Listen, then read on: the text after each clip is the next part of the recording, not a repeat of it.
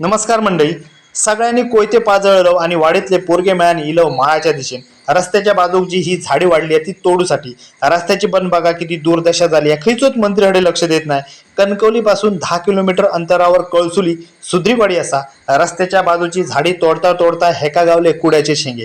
ह्याना ते काढल्यान आशून मात्र एक फोटो घेतल्यान आणि हेंका रस्तो साफ करताना गावली गोम ती दाखवल्यानी.